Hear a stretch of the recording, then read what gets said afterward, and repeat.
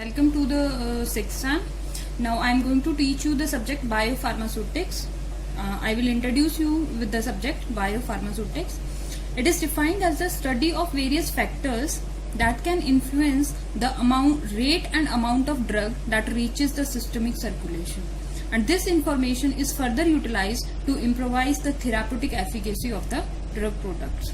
Now I will explain what is the bioavailability. The rate and extent of the drug that reaches the systemic circulation is known as bioavailability.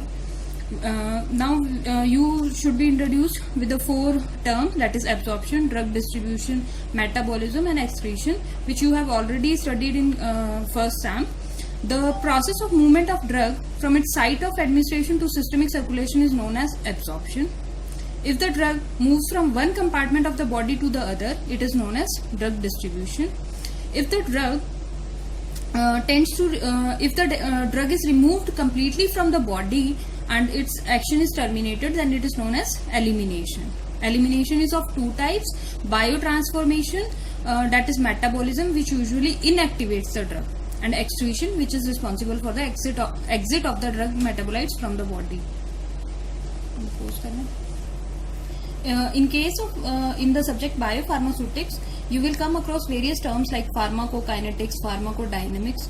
Pharmacokinetics is defined as the study of time course of drug ADME, that is absorption, distribution, metabolism and excretion, and their relationship with their therapeutic efficacy, toxic effects of the drug.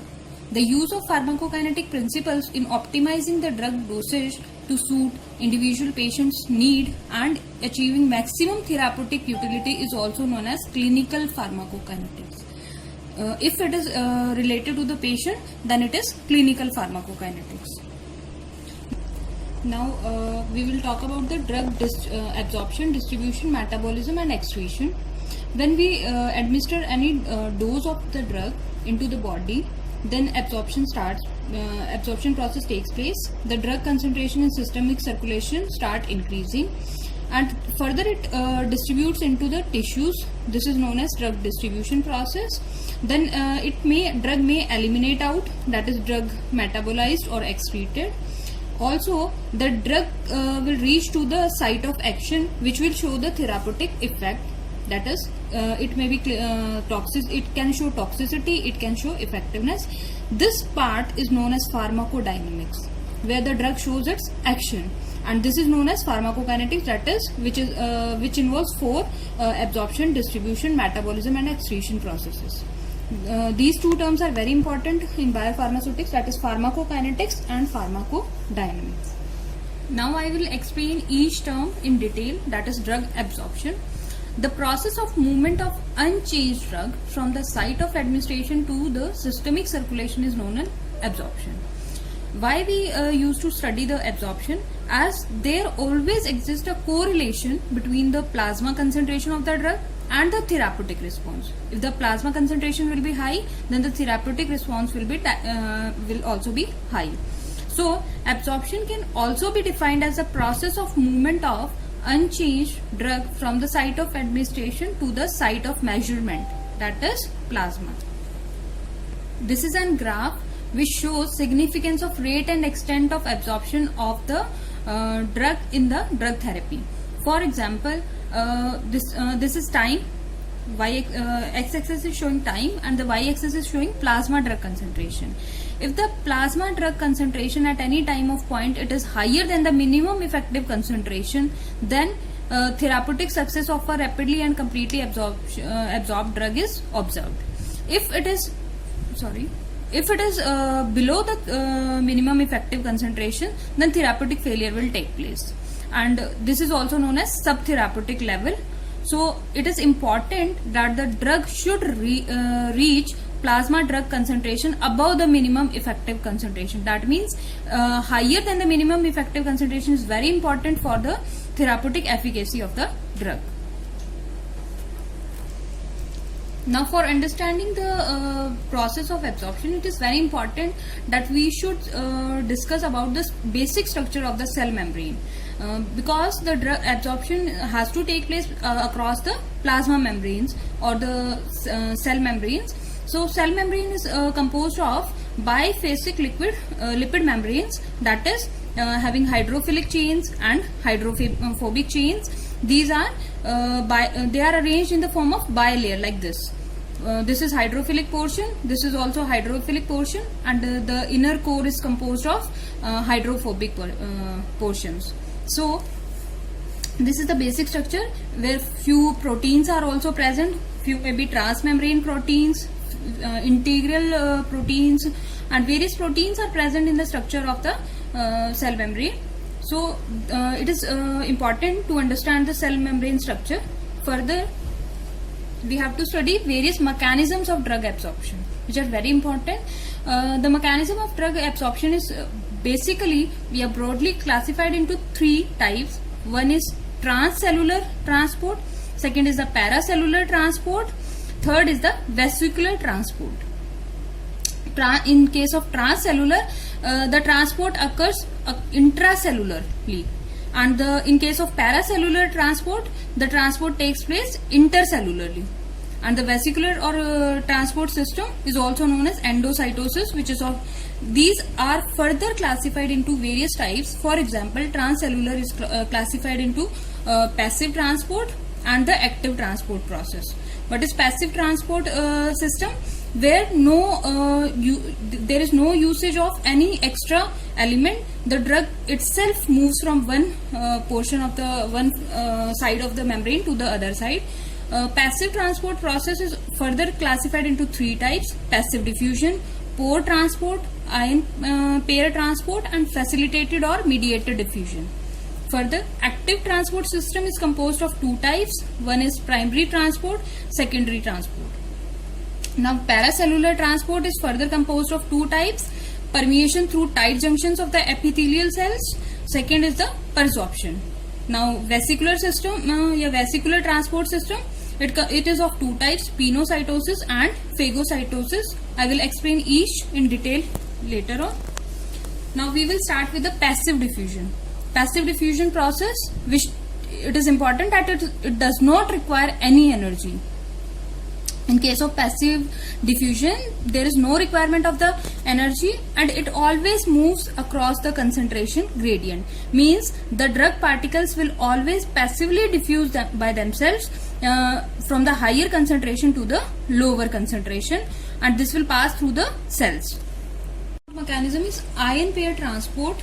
Ion pair transport mechanism is important for charged molecules, drug molecules, absorptions of drugs like quaternary ammonium compounds. Examples are benzalkonium chloride and sulfonic acid, such as sulfonic acid, which ionize under all pH conditions, is ion pair transport mechanism.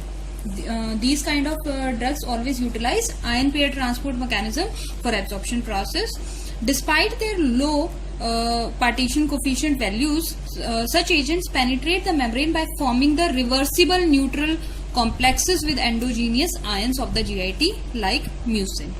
Such neutral complexes have both the required lipophilicity as well as aqueous solubility for passive diffusion. Such a phenomena is known as ion pair transport. I'll show you an example. For example, negatively charged drug will form the complex with the positively charged endogenous ion present in the body already, which is already present. Then a complex is formed which is neutral in nature. It will move. It can easily. This complex can easily move via cells, and this complex is reversible. It will further dissociate to give the drug. Next is the facilitated diffusion or the active transport, where it is also known as carrier mediated transport. Some polar drugs cross the membrane more readily than can be predicted from their concentration gradient and partition coefficient values. For example, amino acids, vitamins, which will be poorly absorbed. The mechanism is involved is carrier, which binds reversibly or non-covalently with the solute molecules to be transported. What is the difference between carrier mediated transport and that ion pair transport? I'll again explain. see, this is the difference between the ion pair and the carrier mediated transport. In case of ion pair, the complex is formed between the positively charged endogenous ion and the negatively charged drug. This complex moves easily across the membrane as it is neutral in nature. But in case of facilitated diffusion or active transport, the drug has to form complex with some protein, some other endogenous material which is already present in the cell. Then this complex moves. Here there is no relation between the charge or there is no relation of the charge particle of the charge on the drug. Only a lock and key system is formed in case of facilitated or active transport system. The carrier mediated transport is further classified into two, that is facilitated diffusion and active transport system. What is the difference between facilitated transport system and active transport? Facilitated diffusion system, it is a carrier mediated transport system that operates down the concentration gradient but at a much faster rate than it is accounted by simple passive diffusion. As the driving force is concentration gradient in passive process and no energy expenditure is involved, the process is not inhibited by metabolic poisons that interfere with energy production. As seen from the figure, these are three types of transports. One is passive diffusion. In case of passive diffusion, the drug moves across the concentration gradient but no carrier is required.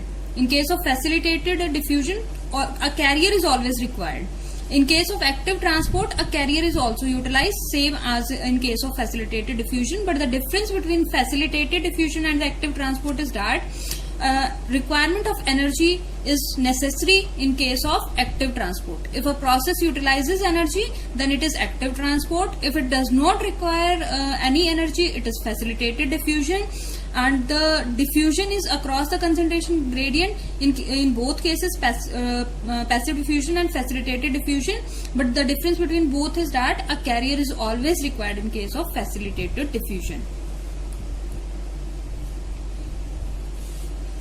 Now the last type is paracellular or intracellular transport system, where the permeation through tight junctions of the epithelial cells or persorption are two types.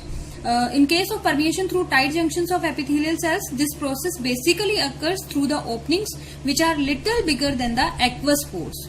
That is, permeation occurs through the tight junctions of the epithelial cells, but the pores are always larger than the aqueous pores, which we have already studied in passive diffusion process.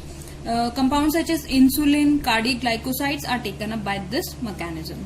Next is persorption. It is a permeation of drug through the temporary openings which are formed by shedding of the two neighboring epithelial cells into the lumen. So this is persorption is always takes place when there takes place some shedding of the two neighboring epithelial cells. Now we will talk about the vesicular transport system, where there are two types, phagocytosis and pinocytosis. Phagocytosis means cell eating, absorptive uptake of solid particulates, it's known as phagocytosis. Pinocytosis, it is uptake of fluid solute molecules. As it is seen from first law, the drug diffusion or the passive diffusion process is always dependent upon the fixed first law, that is J is equal to minus D dC divided by dx, that is rate of diffusion through the unit area. Now the negative sign in the equation always signifies that diffusion occurs in a direction opposite to that of increasing concentration. That is, diffusion occurs in the direction of decreasing concentration of diffusion. Thus, the flux is always a positive quantity. The diffusion coefficient D, it does not ordinarily remain constant. D is affected by the concentration, temperature, pressure, solvent properties and the chemical nature of the diffusion. Therefore, D is referred as more correctly as a diffusion coefficient rather than as a constant. Next mechanism is pore transport mechanism. It is also called as connective transport or the bulk flow or the filtration.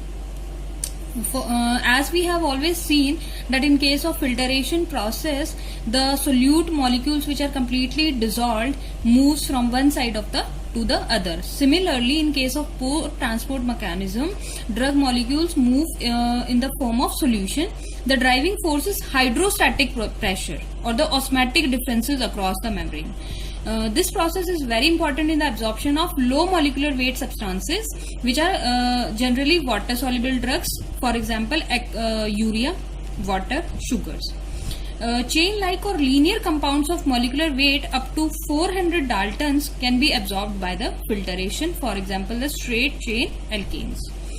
Drug permeation through water-filled channels is important in renal excretion process, that is removal of the drug from the and it is also important in the removal of the drug from the cerebrospinal fluid and the entry of drugs into the liver. These all mechanisms involve pore transport mechanism. Phagocytosis process, where the drug molecules are engulfed and the phagosome is formed inside the cell and cell membrane, and then this is released on the other side of the membrane.